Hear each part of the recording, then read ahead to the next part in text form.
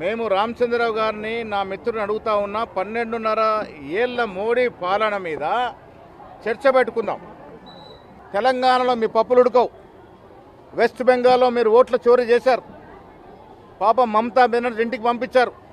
93 లక్షల ఓట్ల చోరీ చేశారు. ఇక్కడ జరగనీయం కాక జరగనీయం 2 మాసాలుగా పీసీసీ ఎస్ఐఆర్ మీద ప్రత్యేక దృష్టి పెట్టింది. సామాన్యుడి అర్హత కలిగిన ప్రతి పౌరుడి ఓటు కాపాడుతాము.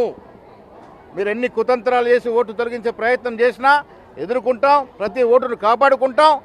వచ్చే ఎన్నికల్లో ఈ రాష్ట్రంలో ఇప్పుడు గెలిచిన బీజేపీ 8 సీట్లలో చారణ గెలవరు. వాళ్ళు 8 సీట్లు 2కు పడిపోయిన ఆశ్చర్యం లేదు. మీరు అధికారంలో కోసం కళ్ళు కంటా ఉన్నారు. మీరే కాదు, మీరు ఎవరితో జతగట్టినా, మీతో ఎవరు జతగట్టినా, మీరు వచ్చి కలిసి పోరాడినా ఈ రాష్ట్రంలో కాంగ్రెస్ పార్టీ వచ్చే ఎన్నికల్లో 100 సీట్లకు పై గెలుచుకొని ప్రజల గుండెల్లో ఉన్న స్థానాన్ని భద్రపరుచుకుంటాం.